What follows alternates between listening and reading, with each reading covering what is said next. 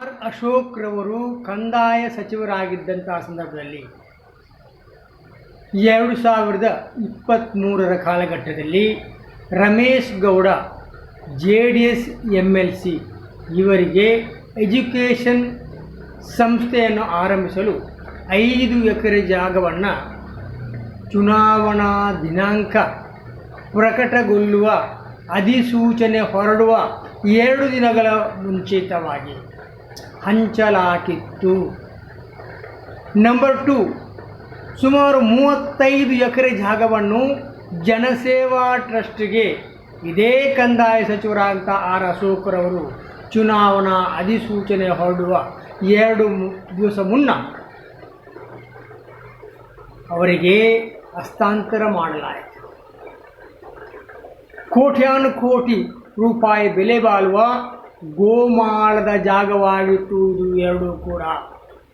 ಆದಾಗ್ಯೂ ಕಾನೂನನ್ನು ಗಾಳಿಗೆ ತೂರಿ ಕೇವಲ 2 ದಿವಸ ಮುಂಚಿತವಾಗಿ ಚುನಾವಣಾ ಅಧಿಸೂಚನೆ ಹೊರಡುವುದಕ್ಕಿಂತ ಮುಂಚಿತವಾಗಿ ಇದನ್ನು ಜಾರಿ ಮಾಡಿದ್ದು ಇಲ್ಲಿ ಗೋಮಾಳದ ಆಸ್ತಿಯನ್ನು ಕಬಳಿಸಿದಂತಹ ಆರೋಪಕ್ಕೆ ಕಂದಾಯ ಸಚಿವರಾದಂತಹ ಅಶೋಕ್ ರವರು ಒಳಗಾಗುತ್ತಾರೆ.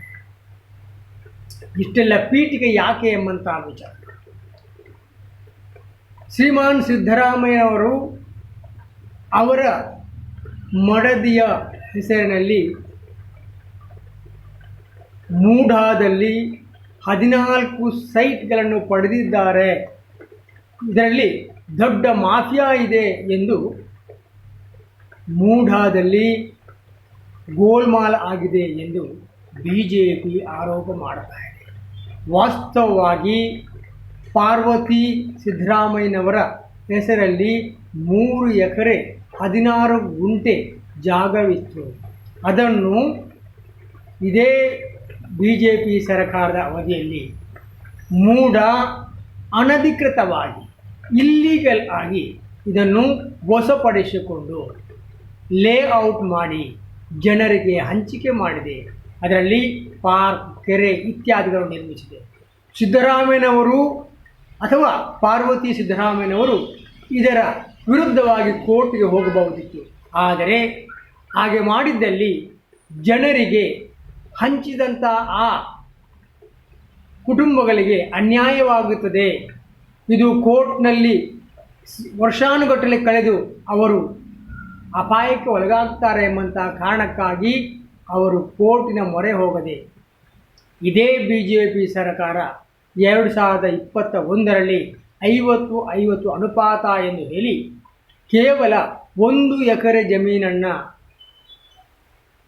ಪಾರ್ವತಿ ಸಿದ್ದರಾಮಯ್ಯನವರಿಗೆ ನೀಡಿದ್ದು ಇದು 14 ಸೈಟ್ಗಳು ಆಗಿರ್ತದೆ. ಇದನ್ನೇ ಇದೇ BJPಯ ಸರ್ಕಾರ ನೀಡಿದಂಥ ಈ ಸೈಟನ್ನು ಇಂದು ಅದು ಅಕ್ರಮ, ಇಲ್ಲಿ ದೊಡ್ಡ ದಂಧೆ ನಡೆದಿದೆ ಎಂದು ಹೇಳಿ ರಾಜಕೀಯ ಬೇಯಿಸ್ತಿರುವಂಥ ಈ BJP ಇದರ ಆಟ ಖಂಡಿತವಾಗಿಯೂ ನಡೆಯುವುದಿಲ್ಲ. ಜೈ